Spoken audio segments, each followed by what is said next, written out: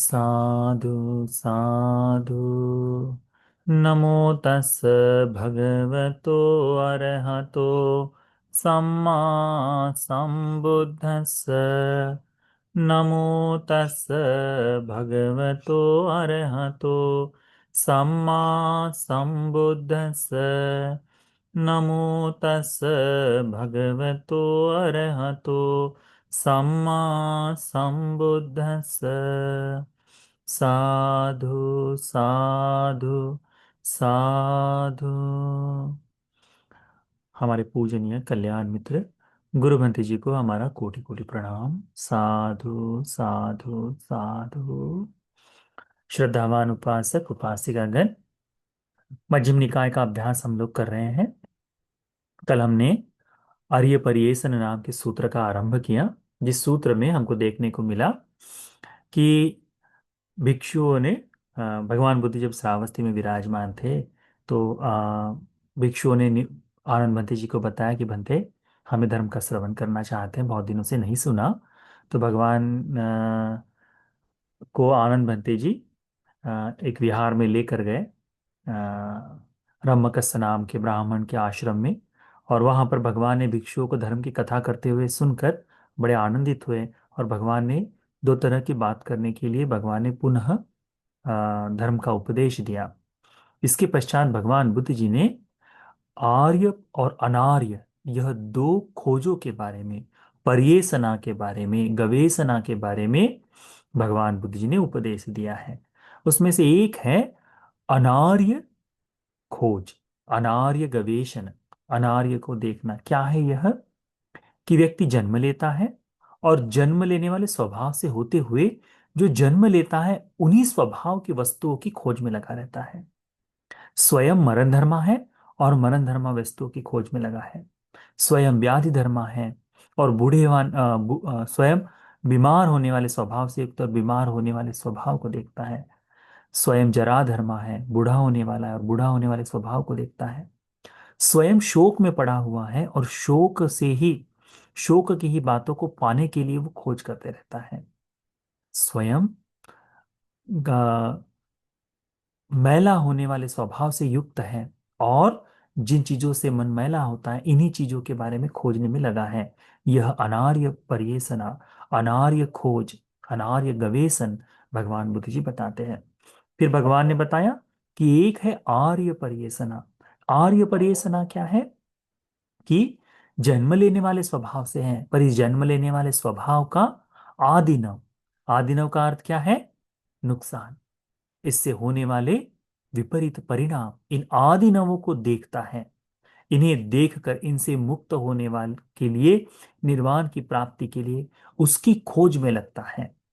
बूढ़े होने वाला, बीमार होने वाला, मरने वाला, स्वयं दुखित होने वाले स्वभाव से, क्लेश में पड़े हुए होने वाले स्वभाव से घिरा हुआ है।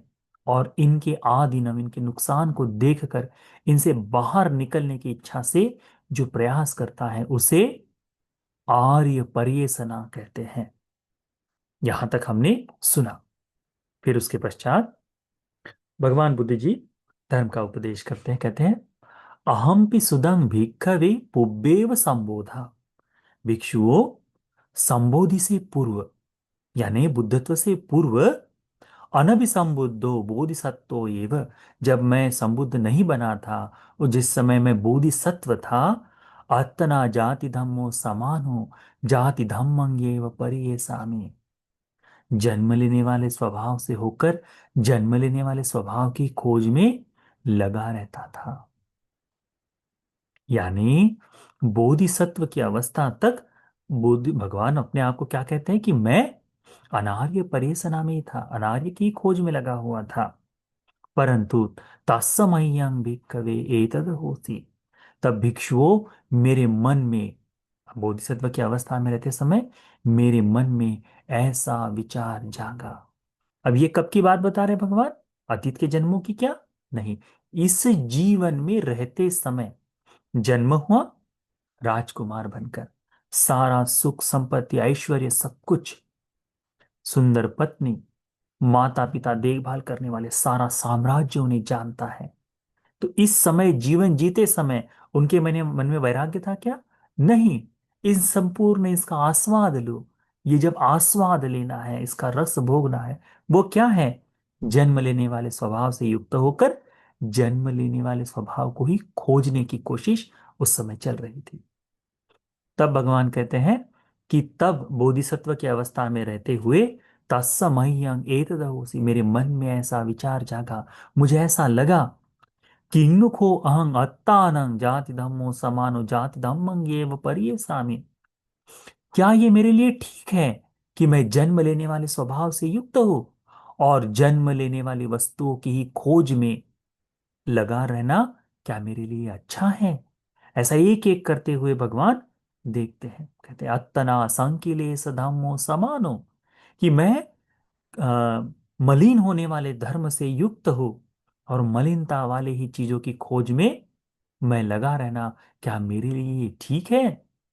तब मुझ में ऐसा विचार, यंग युनाहं अत्तना जाति धम्मो समानो, तब मुझे ऐसा विचार जागा, तब मैंने ऐसा निश्चय किया क्या, कि मैं जरा जाति धर्म से युक्त होकर इनके आदि नवों को मैं देख कर मैंने न- अनुत्तरंग योगक्षेमं निब्बानं पर्येसाय, कि मैंने अनुत्तर निर्वाण की खोज के लिए लगना चाहिए। इस तरह से व्याधि धर्म से, जरा धर्म से, मरण धर्म से, शोक धर्म से, किलेश धर्म से युक्त होकर मैंने इनके आदिनवों को देखकर इनसे बाहर निकलने के प्रयास में लगना चाहिए, ऐसा विचार बोधिसत्व के मन में जागता है। फिर कहते हैं भगवान, सोखो हम, ये जब विचार जागा तब मैंने क्या किया? अपरेण समयेन दहरो समानो सुसुकाल केसो। क्या कहते हैं? अपरेण समय ने, उम्र के जल्द ही, बहुत ही कम उम्र में, दहरो, बिल्कुल जवानी के जवान रहते समय, सुसुकाल केसो, जब मेरे सारे ही बाल काले रंग के हैं, घने काले रंग के हैं, भद्रेन यौवनेन, भद्र यौवन में, बिल्कुल सुंदर ऐसे युवा अवस्था में, पठमेन वयसा, उम्र के पहले ही चरण में। कितनी उम्र थी उस समय? 120 वर्ष का आयु प्रमाण था। कितना? 120 वर्ष का आयु प्रमाण। आज हमारा 60 साल का है, तो हम कहते हैं कि 21 साल का लड़का होगा तो जवान हो गया। उस समय 120 वर्ष का आयु प्रमाण है। तो उस समय में 30 वर्ष, 29 वर्ष, 35 वर्ष, ये बिल्कुल प्रथम युवावस्था का प्रथम ही चरण है। ऐसे समय में अकाम मना अकामनं माता पितुनं, माता पिता की इच्छा के बगैर, है ना, उनकी इच्छा नहीं थी कि मेरा पुत्र छोड़कर जाए। असुमुखानं रुदंतानं, उनकी आंखों से अश्रु बहते रहे, रोते रहे। केसमंस हूं, मैंने अपने बालों को ओहरेत्वा, काट दिया, बालों को मुंडन कर लिया। कासायानी वत्थानी आच्छादित्वा, काषाय वस्त्र से, अपने काषाय वस्त्र को धारण कर, अगारस्मा अनगारियं पब्बजिं, मैंने अनागारिक यानी जिसका कोई घर नहीं, ऐसे गृह रहित अनागारिक प्रवज्जा को ग्रहण किया। सो एवं पब्बजितो समानो किं कुशल गवेसी, अनुत्तरं संतिवर पदं परिये समानो। तब कहते हैं कि मैं जब उस समय प्रवज्जित हुआ, तो प्रवज्जित की अवस्था में मैंने कुशल धर्म को खोजते हुए, मेरे कुशल धर्म को देखते हुए, अनुत्तर से शांति पद को पाने की कोशिश में, ये न आलारो कालामो तेनु उपसंगमी, तब मैं आलार कालाम नाम के आचार्य के पास गया। किसकी इच्छा में? मुक्ति की खोज में, अनुत्तर से शांति पद की खोज में, कुशल धर्म को खोजने के लिए किसके पास गए? आलार कालाम के पास। ये बोधिसत्व की अवस्था में थे। कौन? जब बोधिसत्व आलार कालाम के पास गए, तो आलार कालाम के पास गए, आलार कालाम के पास जाकर मैंने उनको कहा, क्या कहा? इच्छा महंग आओ सो कालाम, हे कालाम, मुझ में इच्छा है। इमस्मिंग धम्म विनय ब्रह्मचर्य चरितुम। तुम जिस धर्म का उपदेश कर रहे हो, तुम जिसके गुरु हो, इस गुरु, इस धर्म में, आपके इस विचार में, आपके इस पंथ में मैं प्रवचित होकर धर्म का अभ्यास करना चाहता हूं। एवं मुत्ते आलार भिक्कवे आलारो कालामो मंगेत दबोच। तब आलार कालाम ने मुझे उत्तर दिया, क्या कहा? विहरतायस्मातादिसो अयं धम्मो यत् विඤ्ञो पुरिसो नचिरस्येव सकं आचर्यकं स्वयं अभिन्या सच्चिकत्वा उपसंपज विहरेयाति। कहते हैं कि हाँ आयुष्मान, यह तुम आकर विराजमान हो, यह तुम विहरण करो, इस धर्म में ब्रह्मचर्य का पालन करो। इस धर्म में यदि कोई प्रवजित होकर पालन करता है तो बुद्धिमान व्यक्ति इस धर्म को इसी जीवन में स्वयं ही जान लेता है, बोध कर लेता है करके। तो सो कोह अहं भिक्कवे नचिरस्येव क्षिप्पमेव तं धम्मं पर्यापुनी। भगवान कहते हैं कि बोधिसत्व की अवस्था में ही उस आलार कालाम का जितना शिक्षा था, जो जो बता रहा था, उसे मैंने जल्द ही, कुछ ही अल्प ही समय में उस धर्म को परिपूर्ण रूप से ज्ञात कर लिया। सो खोहं भिक्कवे ताक तावक तावतक केने तब मैं तत्काल ही, तुरंत ही, मुख से शब्द निकलने से, ओठ पहत मत्तेन लपित लापन मत्तेन ज्ञानं वादं च वदामि थेरवादं च। कहते हैं कि आचार्य के मुख से शब्द निकलने से पहले ही इतना निपुण हो गया कि उनके शब्द निकलने से पहले ही उनकी बात को मैं पूर्ण कर देता था। मैं इस तरह से बोलता था कि उनके धर्म को जो सिखा रहे थे आलार करम, उसको इस तरह से बोलता था जैसे उसमें कोई ज्ञानवान व्यक्ति जिसने बोध कर लिया, इस तरह का मैं भाष्य करता था। थेरवादन च, उसमें बड़े लंबे समय से पका हुआ व्यक्ति जो कहता है, उसकी तरह मैं बोलने लगा। जानामि पस्सामि च पटिजानामि अहं चैव अन्ये च। कहते हैं कि ये बात मैं जान गया था, उनकी जो शिक्षा थी उसे मैंने पूर्णतः बोध कर लिया था। ये मैं भी जानता था और दूसरे अन्य लोग भी। समझ रहे हैं? उसकी शिक्षा, जो आलार कालाम जी की शिक्षा थी, उसे बोधिसत्व की अवस्था में उन्होंने बिल्कुल थोड़े ही समय में बोध कर लिया। दिख रहे हैं बुद्धत्व के लिए कितना बुद्धिमान व्यक्ति होता है, कि कुछ दूसरी बात सीखे तो तत्काल। हम बुद्ध कौन है पुस्तक में देखते हैं, 64 प्रकार की विद्याओं से युक्त थे बोधिसत्व। अनेकों तरह के धर्म को जानते थे, अनेकों विद्याओं से युक्त। तब जाकर बुद्ध के लिए जो पारमिताएं पूर्ण किए, उसके लिए वो परिश्रम कर पाए थे। फिर तत्समयं भिक्खवे तदोषि, तब मेरे मन में ऐसा भाव जागा, नखो आलारो कालामो इमं धम्मं केवलं सद्धा मत्तकेन स्वयं अभिन्यासच्चिकत्वा उपसंपज विहरामीति पवेदेति। ये आलार कालाम जो है, वह केवल श्रद्धा मात्र से इस धर्म को बोध करके जानकर, इसमें विहार कर कर, इसका अर्थ जानकर इसके बारे में उपदेश करता है। अद्धा आलारो कालमो इमं धम्मं जानं पස්සं विहरति। ये जो आलार कालम है, इस धर्म को अर्धमात्र, यानी फिर उस धर्म को उस तरह से जानता है करके, जानते हुए ही वह कहता है करके, इस बात को उन्होंने जान लिया। यानी केवल श्रद्धा मात्र से ही आचरण नहीं किया। ये जो धर्म है, उन्होंने केवल, हाँ, किसी ने कहा इसलिए नहीं, वास्तव में उन्होंने जो धर्म का उपदेश कर रहे हैं उसका उन्होंने बोध किया। जैसे अभी हम हमको बोलेंगे कि बंते जी, आप जो धर्म का उपदेश कर रहे हैं, क्या इसका बोध हो गया? तो हम क्या उत्तर देंगे? हम कहेंगे नहीं हुआ है। तो आलार कलम जितनी बात सिखा रहा था, उस सिखाने वाली बात को वो स्वयं जानता था करके बोधिसत्व ने जान लिया। अतः क्वाहं भिक्खवे न आलार कालाम तेन उपसंग। तब मैं आलार कालाम के पास गया, उनके पास जाकर उनको मैंने कहा, कित्तावता न आउसो कालाम इमं धम्मं स्वयं अभिन्या सच्चिकत्वा उपसंपज विहरामि पविदेसी। क्या इतना ही धर्म जो है, जिनको तुम जानकर सीख कर तुम इसका उपदेश करते हुए विचरण करते हो, कितना, कि इसमें आचार विचार में जो जो बातें उन्होंने सिखाई, क्या उतना ही धर्म है? तब जब यह प्रश्न मैंने पूछा, तब आलार कालाम ने मुझे आकिंचायतनं पवेदेसी थी, आकिंचायतनं का ध्यान जो है इसके बारे में उपदेश दिया। तत्समयं भिक्खवे तदोसी। तब मेरे मन में ये विचार जागा, जब उसका उपदेश दिया कि ये ध्यान की साधना की पद्धति है। अब तक तो केवल धर्म के बारे में बताया, पर अब उन्होंने ध्यान के बारे में, गंभीर ध्यान जो है वह उसके बारे में जब सिखाया, तो मैंने अपने मन में ये विचार किया, क्या नको आलार सेव कालामस अति श्रद्धा।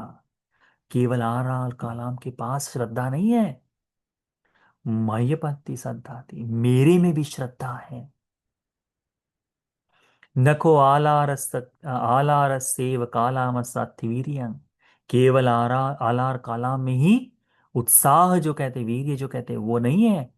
मय्यपति वीर्य, मुझ में भी ये उत्साह है। नको आलार सेव कालाम सत्य सती। केवल स्मृति का जो होना आलार कालाम के पास नहीं है, मुझ में भी ये विद्यमान है। नको आलार सेव कालाम सत्य समाधि। केवल आलार कालाम के पास ही समाधि नहीं, मुझ में भी ये समाधि है। केवल आलार कालाम के पास प्रज्ञा नहीं, मुझ में भी ये प्रज्ञा है करके इन पांचों धर्म का चिंतन वो करते हैं। और आलार कालाम ने जैसे जैसे सिखाया, वो जो आकिंचायतनं जो है उसे उन्होंने तत्काल बोध कर लिया, बोधिसत्व की अवस्था में उस धर्म को भी प्राप्त कर दिया। जब ये हो गया, तब अथ क्वाहं भिक्खवे नालार कालामो तेन उपसंकमी उपसंकमित्वा आलार कालामं एतदवोच। तब मैं आलार कालाम के पास गया, सब वो बोध करके उस ध्यान को पूर्ण कर कर मैं आलार कालाम के पास गया और कहा, एत्तावता आला कालाम इमं धम्म। क्या आलार कालाम आप जी आपके पास केवल इतना ही धर्म है सिखाने के लिए? तो वो कहता कि हाँ, मुझ में इतना ही है तुमको सिखाने के लिए। तब वो कहते हैं, बोधिसत्व क्या कहते हैं, अहम भी को आओ एत्तावता इमं धम्मं स्वयं अभिज्ञा सच्चिकत्वा उपसंपज विहरामि थी। जिस धर्म का तुम उपदेश कर रहे हो, जिस ध्यान के बारे में बता रहे हो, उसे मैंने भी साक्षात कर लिया है, मैंने भी बोध कर लिया है, मैंने भी जान लिया है। तब आलार कालाम कहते हैं, लाभा नो आओसो सुलद्धं नो आओसो। तुम्हें तो लाभ हुआ है आयुष्मान, तुम्हें तो बहुत ही आ, ये तुम्हारे लिए बड़ा अच्छा हुआ है। ये मयंग आयस्मंतानंग तादिसंग सब्रह्मचारी पस्सामी। है ना, कि आपने आ, कि मेरे जैसे ही ब्रह्मचर्य का पालन तुम भी कर रहे हो। इति यायंग धम्मंग सयंग अभिन्या सच्चिकता उपसंपज पवेदेमि। जिस तरह से मैंने इस धर्म को जानकर इसका मैं उपदेश करता हूं, वैसे ही तुमने भी इस धर्म का बोध करके तुम भी इसमें विचरण कर रहे हो, तुम भी ऐसे रह रहे हो। उसके बाद कहते हैं कि जिस तरह से मैंने इसे साक्षात किया है, तुमने भी साक्षात कर दिया है, अब तुम भी इसे उसी तरह से बता सकते हो। इति यायं धम्मं जानामि। जिस धर्म को मैं जानता हूं, तंग त्वंग धम्मं जानासि, उस धर्म को तुम भी जान गए हो। यंग त्वंग धम्मं जानासि, तमहंग धम्मं जानामि। जिस धर्म को तुम जानते हो, उसे मैं भी जानता हूं। ये कौन कह रहा है? आलार कालाम कर रहे हैं। किसे कह रहे हैं? बोधिसत्व को कह रहे हैं। क्यों? क्योंकि जिस धर्म को आलार कालाम सिखा रहे थे, उस धर्म की उसी पात्रता को जैसा सिखाया, वैसे फल को वो प्राप्त हो गए। अब आलार कालाम में और बोधिसत्व में कोई अंतर नहीं है। तो ये अंतर नहीं है, इस बात को आलार कालाम बता रहे हैं कि जिसे मैंने जान लिया उसे तुमने जान लिया, जो तुम जानते हो मैं भी जानता हूं। इस आशय से हम दोनों समान हैं। या दिशो अहं ता दिशो त्वं, जैसा मैं हूं वैसे ही तुम हो।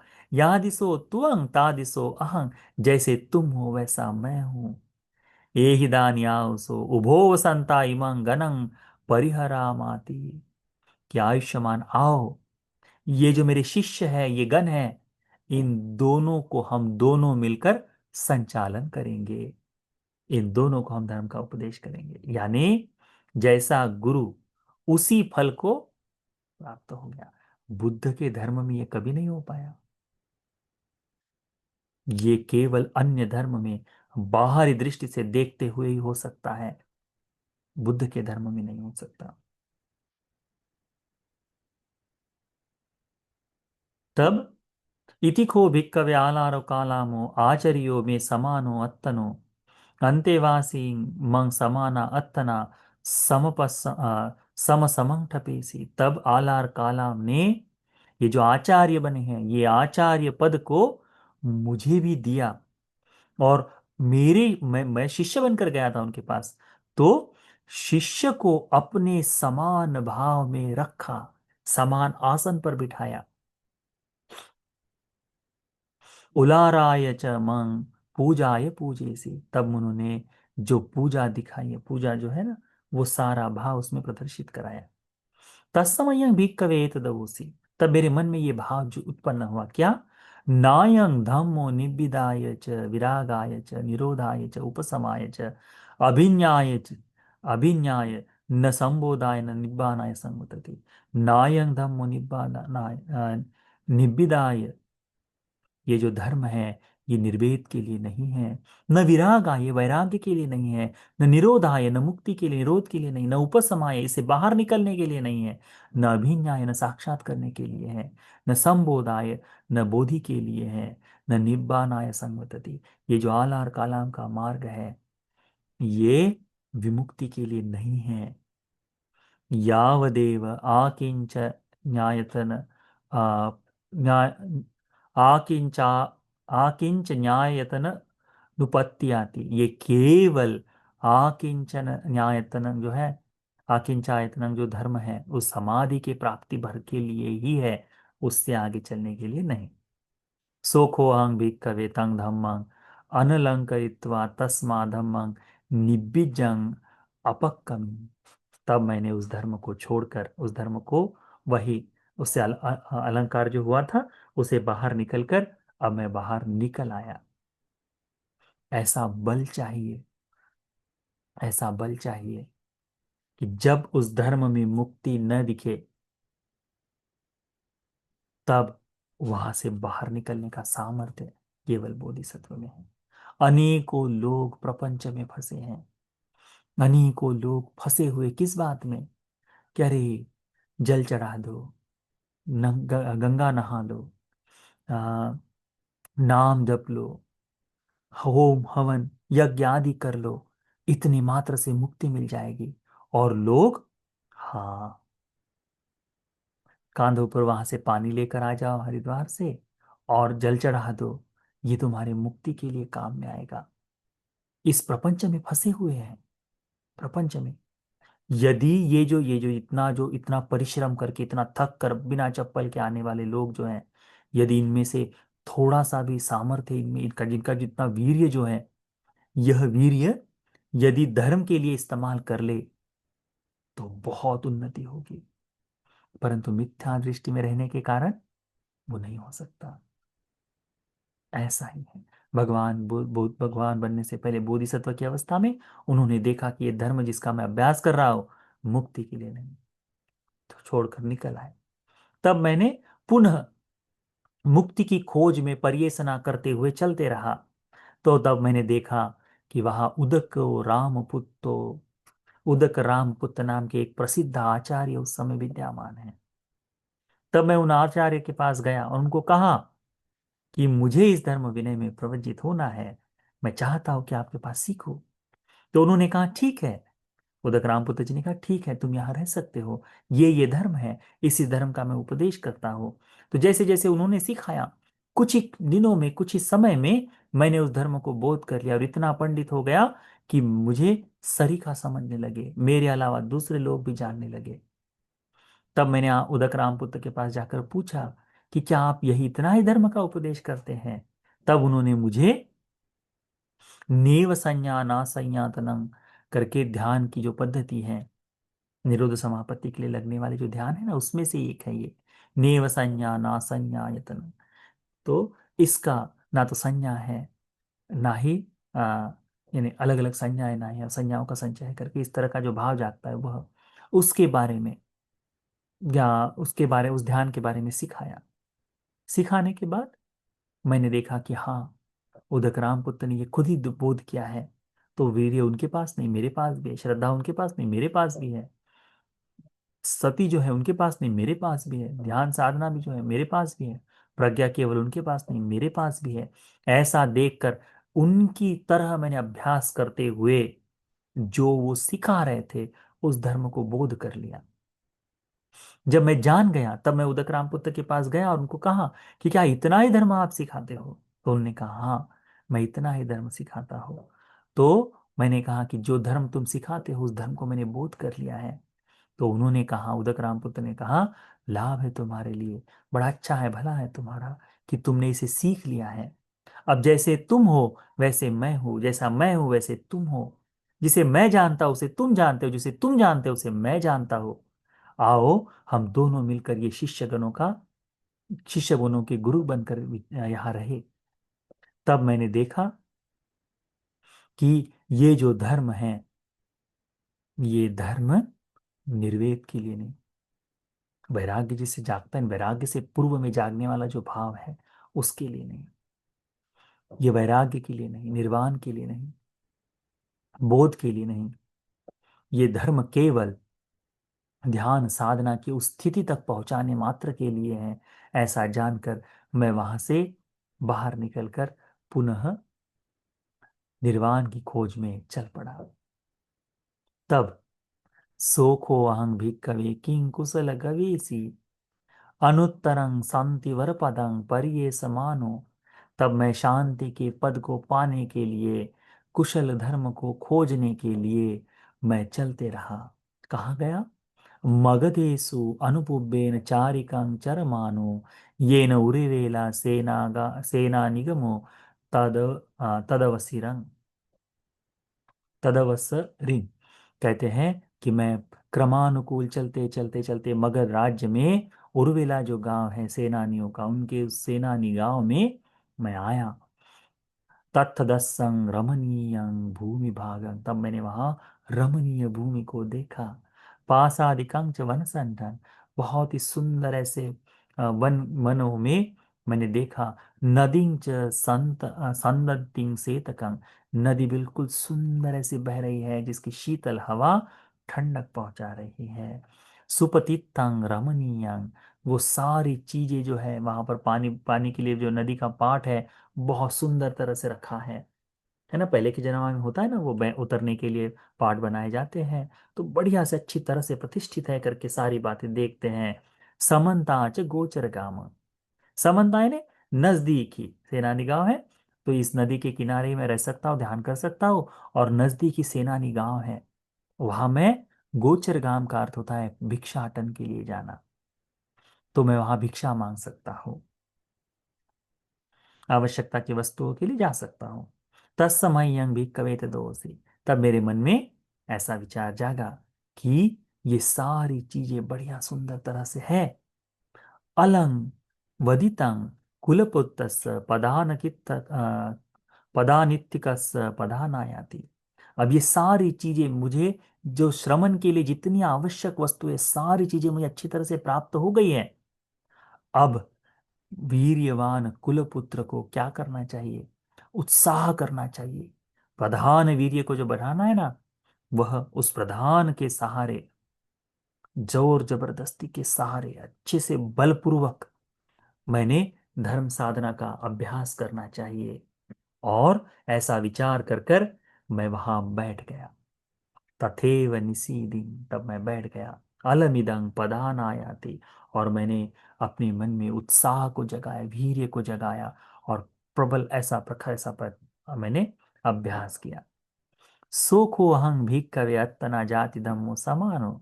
जाति धम्मे आदि नमं विदित्वा अजातं अनुत्तरं योगक्षेमं निब्बानं परियेसमानो। अजातं अनुत्तरं योगक्षेमं निब्बानं अजगमं। क्या कहते हैं कि जन्म लेने वाले स्वभाव से युक्त होकर मैंने जन्म लेने वाले स्वभाव के आदिनों को देखते हुए, उनसे दूर होकर जो जन्म न ले ऐसे अजात अनुत्तर योगक्षेम निर्वाण को खोजते हुए मैंने उस अजात अनुत्तर योगक्षेम निर्वाण को जान लिया। अजगमं, मैंने पा लिया। ऐसे करके एक एक करके कहते हैं कि मैंने इस संपूर्ण क्लेश होने वाले संकिलित संग धर्म जो है ना, जो मन को मलिन कर दे, ऐसे धर्मों को भी जानकर मैं इनसे मुक्त हो गया। ज्ञानं जपन में दर्शनं उदपादि, तब मेरे मन में यह ज्ञान जागा है। अकुप्पा में विमुक्ति, मैंने उस जो दुर्देय विमुक्ति थी, उस विमुक्ति को बोध कर लिया। अयमंतिमा जाति नत्तिदानी पुनर्भवति, ये मेरा अंतिम जन्म है, अब मेरा पुनर्भव नहीं होगा, इस बात की शाश्वती मुझे हो गई। ये 6 साल की पहले उदक रामपुर आलार कलाम इन सब की चर्चा के बाद भगवान ने 6 वर्षों तक जो 6 वर्ष यानी उसी के बीच बीच में जो अंतराल में जो कठिन तपश्चर्या की, इन सब को करते करते करते पश्चात में बोधि वृक्ष के नीचे आए। सेनानी गांव के नजदीक ही है, वहाँ बिल्कुल नजदीक है सेनानी गांव, नदी का तीर है वहाँ। अभी तो उसे फाल्गुनी कहते, पहले निरंजना कहा जाता था। अब निरंजना 2 हिस्सों में बढ़ गई, तो एक हिस्सा जो इधर छोटा रह गया उसे फाल्गुनी कह देते हैं। तो वही उस नदी के किनारे भगवान बोधि वृक्ष के नीचे बैठकर संबुद्धों को प्राप्त कर ली, यही इसमें से प्रकट होता है। तत्समयं भिक्खवे तदोसी, तब मेरे मन में ऐसा भाव जागा, क्या? अधिगतो को मह्यं धम्मो गंभीरो दुर्दसो दुरनुबोधो संतो पनीतो अतक्का वचरो निपुनो पंडित वेदनीयो। ये जो धर्म मैंने बोध किया है, यह धर्म गंभीर है, समझने में कठिन है, बोध करने में असंभव जैसा है, जो शांत प्रणीत है, वितर्क विचारों से संपूर्ण, जो बाहर निकलने वाला, जो जो निपुण ऐसे दक्ष ऐसे पंडितों द्वारा ही बोध करने लायक है। अलय रामा को पजाय पनायं पजा आलय रता आलय समुदिता, ये संपूर्ण जो है प्रजा आलमन से बंधी हुई है, प्रपंच से घिरी हुई है, इस बंधन में बंधी हुई है। आलय रामा को पनाय पजा आलय रताय आलय समुदिताय दुद्दसं इदं ठानं यदिदं इद इदपच्चतया पटिच समुत्पादो। ये जो प्रपंच में फंसी हुई प्रजा जो है, ये जो बाहरी कामों में जो फंसी हुई प्रजा जो है, इस धर्म को बोध कर पाए, ये बड़ा कठिन कार्य है। ये जो ये जो है काम तृष्णा में लगी हुई जो प्रजा है, इन अकुशलों में लगी हुई जो प्रजा है, ऐसे इसमें उन्हीं में जो बोध, उन्हीं में जो आनंद लेने वाला जो भाव है, इसमें लगी हुई प्रजा को धर्म का बोध हो पाए, ये बड़ा दुर्लभ है, कठिन है। ऐसा भाव भगवान बुद्ध जी के मन में शुरुआत में जागता है, और फिर ऐसा भाव जागने के कारण भगवान क्या करते हैं, सोचते हैं कि ये जो पटिच्च समुत्पाद है, इन क्लेशों में लगे हुए, इन काम भोगों में लगे हुए व्यक्ति को समझना बड़ा कठिन होगा। इदम पिखोठानं दुद्दसं यदिदं सब संखार समतो सब्बुपधि पटि निसग्गो तन्ना कयो विरागो निरोधो निब्बान। इन लोगों के लिए जो काम भोगों में लगे हुए हैं, इन लोगों के लिए बड़ा कठिन है कि सभी संस्कारों का शमन कर देना, सभी बंधनों से मुक्त हो जाना, तृष्णा का क्षय कर देना, विराग निरोध और निब्बान का बोध करना बड़ा कठिन है करके कहते हैं। अहं चैव कोपन धम्मं देसेय्य, मैं यदि धर्म का उपदेश भी करूं, परे च मे न आजानेय्युम, और दूसरे इसका बोध नहीं कर पाएंगे, सो ममस्स किल मथो, तो केवल मुझे तकलीफ ही होगी। सा ममस्स विहेसाति, ये मेरे लिए परिश्रम ही होगा। यदि मैं उपदेश भी करूं, परंतु ये प्रजा जो है कुछ नहीं समझ पाएगी, तो यदि नहीं समझ पाएंगे तो क्या होगा? केवल तकलीफ होगी। जैसे कोई चीजों को तुम समझाने के लिए जाओ, उसके सामने तुम अपना सर पटको, और उसको तब भी समझ में नहीं आए, तो तकलीफ किसको होती? जिसको समझ में नहीं आए उसको, क्या समझाने वाले को? समझाने वाले को कोशिश करता है, 10 बार अलग अलग तरह से समझाने की कोशिश करता है, और फिर भी उसके कोई पल्ले नहीं पड़ती। ऐसी बात है। तो भगवान बुद्ध जी उस समय ऐसा विचार उत्पन्न करते हैं। अपि सुमं भिक्खवे माँ इमा अनच्छरिया गाथायो पठिभंसु पुब्बे असूत पुब्बा। तब भगवान ने यह जो अपनी अनिच्छा का जो भाव है इसको प्रकट करते हुए इन गाथाओं को कहा। किच्छेन मे अधिगतं हलं दानी पकासितुं राग दोष परेते ही नायं धम्मो सुसंबुदो पटिसोतगामिं निपुणं गंभीरं दुर्दसं अनुं रागरत्ता न दक्षिन्ति तमो खंडे न आउटाते। ये जो है धर्म जो मैंने बोध कर लिया है इसे मैं प्रकाशित भी करूं, पर ये राग द्वेष मोह में बंधे हुए भरे हुए लोगों को ये धर्म समझ में आ पाए ये बड़ा कठिन होगा। ये गंभीर ऐसा धर्म खोजने में बड़ा मुश्किल हो जाएगा। वह अंधकार से बाहर निकल पाए ये बड़ा कठिन होगा करके भगवान बुद्ध जी सोचते हैं। क्यों? क्योंकि ये धर्म उन्हें बड़ी कठिनाई से प्राप्त हुआ है, बड़े कठोर परिश्रम के बाद प्राप्त हुआ है।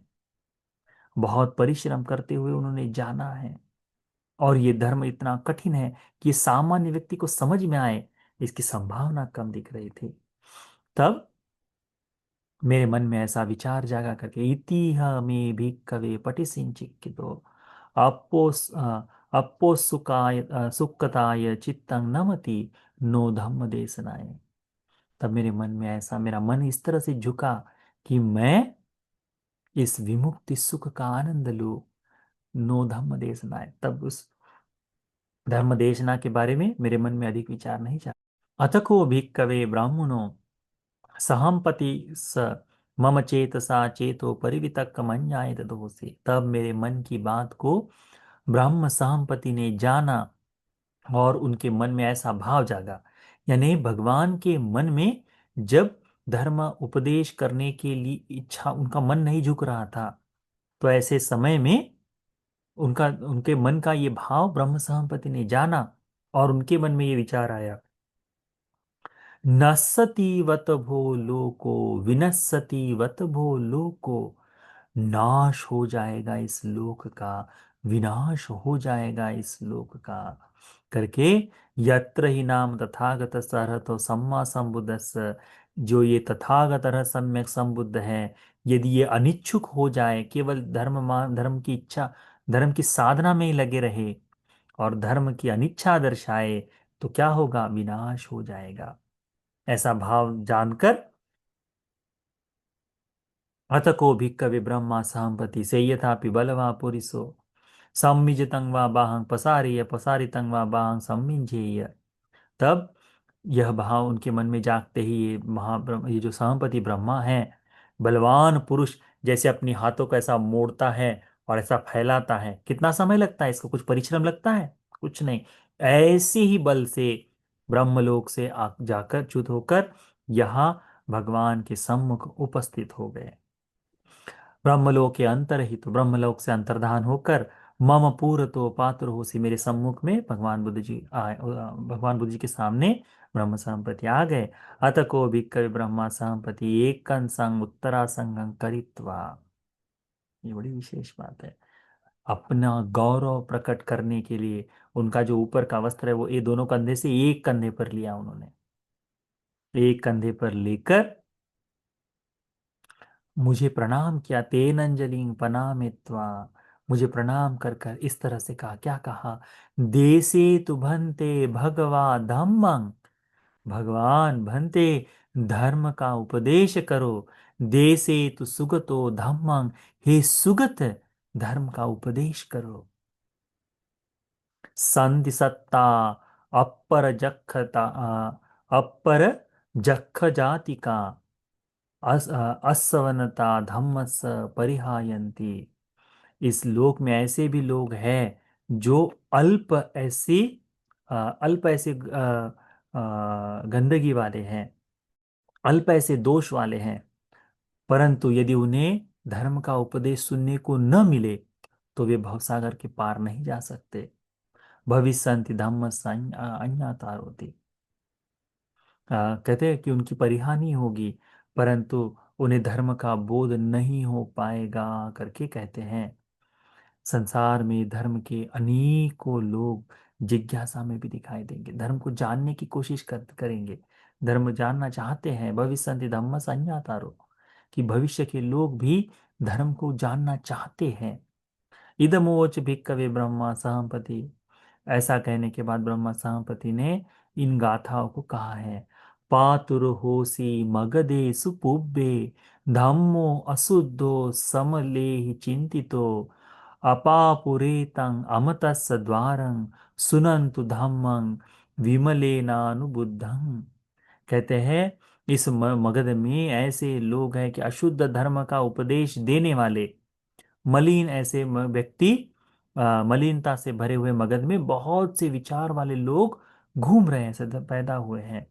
परंतु इन्हें अमृत का द्वार खोलने वाले निर्मल पुरुष का द्वारा धर्म का साक्षात्कार यदि सुन ले, कौन है धर्म का देशना करने वाले? भगवान बुद्ध जी हैं। यदि सुन ले तो उनका लाभ होगा। सेले यथा पब्बत मुद्दिनिठो, यथा पिपस्से जनतं समन्ततो, तथोपमं धम्ममयं सुमेध, पासाद मारुह्य समन्त चक्षु, शोकावतीर्णं जनमत पेत शोको, अवेक्षसु जाति जरा विभूतं। कहते हैं कि जैसे कोई व्यक्ति पर महापर्वत के ऊपर जाकर वहां से सभी जनताओं को एक सार देख सकता है ना, उसी तरह से धर्म में आरूढ़ आप धर्म को देखिए, है ना। इस धर्म के इसको देखकर सभी समंत चक्षु भगवान का नाम है, ठीक है, भगवान बुद्ध जी को समंत चक्षु भी कहा जाता है। तो ऐसे देखकर इस संपूर्ण लोकों के भाव को देखे। ये संपूर्ण लोक है जरा जीर्णता से, ये जरा से त्रस्त जो लोग हैं इनको देखो करके भगवान को सहपति ब्रह्म राजा कहते हैं। कि ऊपर चढ़कर जैसे कोई व्यक्ति सबू समूह समूहताल सब कुछ देखता है, जान लेता है कि ये है, वैसे ही आप धर्म के सबसे श्रेष्ठ अंश पर बैठे हैं। अब आप इस सभी लोगों को देखो, ये जो दुख भोग रहे हैं उनको देखो। और फिर कहते हैं, उठे ही वीर विजित संगाम, सत्तवाहं अनन विचर लोके, देशे देशस्सु भगवा धम्मं अन्यातारो भविष्यन्ति। उठे ही वीर विजित संग्राम, हे विजय संग्राम में हे वीर, तुमने जो विजय प्राप्त किया है विजय वीर, तुम उठो और इस संपूर्ण लोक को, इस संसार में धर्म की दृष्टि को दो। धर्म का उपदेश सुनने वाले लोग इस दुनिया में आपको और मिल जाएंगे करके। क्योंकि भगवान जैसे धर्म की खोज में निकले हैं, वैसे ही बोधिसत्व की अवस्था में जब निकले वैसे ही धर्म की खोज में निकलने वाले अनेकों जन थे। तो आ, वह लोग आपको मिल जाएंगे करके संप्रति ब्रह्मराजा भगवान के सम्मुख ये गाथाएं कहता है। अथ को अहं भिक्कवे ब्राह्मणो च अध्येसनं विदित्वा सत्येषु च कारुण्यतां पठिच्च बुद्ध चक्षुना लोकं वो लोके सिंह। तब मैंने ब्रह्म संपत्ति की इस बात को सुनकर संपूर्ण लोक का बुद्ध चक्षु से करुणा का भाव जगाकर बुद्ध चक्षु से संपूर्ण लोक का अवलोकन किया, सभी संपूर्ण लोक को देखा। और वहां वाकई में मुझे ऐसे लोग दिखाई दिए, ऐसे लोग दिखाई दिए। अधस्संको अहं भिक्खवे बुद्ध चक्षुना लोके वे लोके तंग वे लोकेन तो सत्य अपर जखे महारजखे। कुछ अल्प ऐसे रज वाले या फिर महारज वाले लोगों को देखा, तिखिंद्रिय मुखिंद्रिय, तीक्ष्ण ऐसे इंद्रियों वाले, और ऐसे स्वभाव वाले भी देखे। यानी कि जिनका भाव उस तरह से नहीं, तीक्ष्ण इंद्रिय नहीं है, दुर्गुणों वाले देखे, दुर्गुणों से दूर वाले भी देखे, कठोर स्वभाव वाले भी देखे, और मृदु स्वभाव वाले भी देखे। स्वाकारे द्वाकारे सुविज्ञापन पये दुविज्ञापये। अच्छे बुद्धिमान लोग भी हैं, दुर्बुद्धिमान लोग भी हैं। अप्पे कच्चे परलोक वज्र भय दस्साविनो। ऐसे कुछ लोग हैं जिनको परलोक का भय है, भय रहकर विचरण करते हैं। अप्पे कच्चे न परलोक वज्र भय दस्साविनो। ऐसे भी लोग हैं जिनको परलोक का कोई भय नहीं। है ना।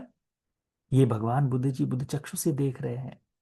आज भी अनेकों लोग हैं, अरे क्या करना है, कल किसने देखा है, मरकर जो होगा तब देखा जाएगा, वहां की वहां देखी जाएगी, तब उससे निपट लेंगे, अब तो खा पी कर मौज कर ले। तो ऐसे व्यक्ति को परलोक का भय है क्या? नहीं। पाप कर्म का फल मिलेगा, इसका चिंतन जो करता है उसे परलोक का भय लगता है। कि यदि कर्म ही जन्म का आधार है, तो मेरे द्वारा होने वाले पाप कर्म का विपाक कैसे होगा? इस तरह का चिंतन करने वाले लोग हैं। और कुछ लोग कोई फर्क नहीं पड़ता, ऐसा चिंतन करने वाले भी हैं। तब से ये था पिता भगवान की ये उपमा बड़ी सुंदर है। इस उपमा का हम हमेशा हिंदी में उपमा बताए, पाली में तो पाली में पढ़ लेते हैं। से ये था नाम उप्पली नियंग वा पदुम नियंग वा पुंडरीक नियंग वा।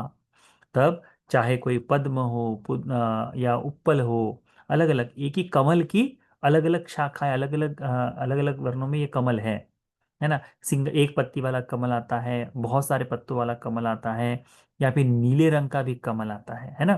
तो भिन्न भिन्न जो कमल है, इनको देखा, अप्पे कच्चे uppalaनि, क्या है, उदके जातानि उदके संपड्ढानि उदकानुगतानि अंतो निमुग्ग पोसिनंग।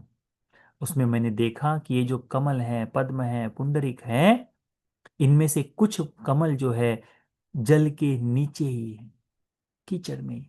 वही उसके नीचे ही फूल रहे हैं। तुमने देखा पानी के नीचे भी फूलने वाले कमल हैं, वही वो बड़े हो रहे हैं, और वही उसके पत्ते वत्ते झड़ जा रहे हैं, वही मर रहे हैं। कहाँ? जल के अंदर ही। फिर कहते हैं अप्पे कच्चे उपलाने। ऐसे भी कुछ कमल हैं, ऐसे भी कुछ पद्म है, पुंडरीक है, जो उदके जातानि उदके संवर्धनानि उदके अच्युगम मठितानि। जहाँ उदक है, तो उदक की भूमि को लगकर वे कमल उत्पन्न होते हैं, ये पद्म पुंडरीक आते हैं, और वो वहां पलवलित होते हैं, है ना। एवमेव को अहं भिक्खवे। तब मैंने ऐसे भी कमल देखे कि जो संपूर्णतः नदी के ऊपर आकर, उस जल के बिल्कुल बाहर निकलकर खुली हवा में अच्छी तरह से फूलते हैं, बढ़िया दिखाई देते हैं। ऐसे भी देखे। और इनको देखकर भगवान कहते हैं कि मैं जिसका चिंतन कर रहा था कि इस लोक में ऐसे लोग हैं जो धर्म को सीख सकते हैं। तो दोनों स्वभाव वाले व्यक्ति लोग हैं इसमें, अच्छा स्वभाव वाले भी और बुरे स्वभाव वाले भी लोग भी हैं। इनको देखा, और देख कर मैंने ब्रह्म संपत्ति को ये गाथाएं कही। अपारुता ते संगमत द्वारा ये सोतवन्नो पमुच्चन्तु सद्धं विहिंस संज्ञी पगुनं न भासिं धम्मं पनीतं मनुजे सुब्रह्म होती। कहते हैं कि ये अमृत के द्वार उन लोगों के लिए बंद ही है जिनमें श्रद्धा नहीं है, जो इस धर्म को सुनकर उसके प्रति जागरूक नहीं हो पाते। मैं इस धर्म का उपदेश अब लोगों को करूंगा करके, ऐसा कहते हैं, उन लोगों के लिए करूंगा। पर जो इसमें श्रद्धा नहीं जगा सकते, जो इसमें विश्वास नहीं जगा सकते, ये दरवाजा उनके लिए बंद है। तो श्रद्धाहीन व्यक्ति के लिए बुद्ध शासन का दरवाजा बंद है। अब जिसमें श्रद्धा नहीं है, वो भगवान बुद्ध जी की मूर्ति के सामने हाथ जोड़े, घंटी बजाए, पूजा आरती करे, अगरबत्ती जलाए, स्नान करवाए, कुछ भी करवाए, क्या धर्म का उसे कुछ लाभ होगा? नहीं होगा। क्योंकि बुद्ध को केवल वह शोपीस समझता है, मानता है, अच्छा बाबा साहब ने दिया है, बस हाँ उसने दिया है तो उसके उसको मानते हैं, हमको बुद्ध की जरूरत नहीं। तो ऐसा विचार करने वाले लोगों के लिए ये धर्म बंद है करके, अपार उताते संगमत द्वारा, उनके लिए अमृत का द्वार बंद ही है। ये सोतवन्नो पमुच्चन्तु सद्दं, ये सुनना चाहते हैं, सुनकर भी श्रद्धा को नहीं जगाते, उनके लिए बंद है कहते हैं। परंतु जो इस धर्म को जानकर, सीख कर, अभ्यास करते, उनके लिए यह धर्म का उपदेश है। अत को भिक्कवे ब्रह्मा सहम्पति कत कतावकाशो खोहि भगवता धम्म देशनायाति मंग अभिवादित्वा पदक्किनं कृत्वा तत्तेव अंतर्धाय। तब मैं धर्म का उपदेश करूंगा, ऐसी बात को जानकर भगवान ने मेरे कहने पर अनुमति दे दी। इस बात को जानकर ब्रह्म संपत्ति भगवान का अभिवादन करते हैं, अभिवादन करके वहां से गायब हो जाते हैं, यानी ब्रह्मलोक में पुनः लौट जाते हैं। यहां तक का सूत्र ध्यान में रखो। ठीक है। अब आगे है, इस सूत्र के आगे है भगवान का प्रथम धर्मोपदेश। तो धर्मोपदेश में कैसा क्या क्या घटित हुआ, आर्य परिसन सूत्र में बताया, जैसे हमने उपमा में भी दिए थे, बताए थे कि भगवान गए तो पानी देंगे नहीं देंगे, उठेंगे नहीं उठेंगे, धर्म का कौन बोध करेगा नहीं करेगा, इसके बारे में जितनी चीजें हैं पाली में एक एक करके सुंदर तरह से भगवान उसका विस्तार करते हैं। तो ये बात अगले सप्ताह में ये सूत्र समाप्त हो जाएगा। ठीक है।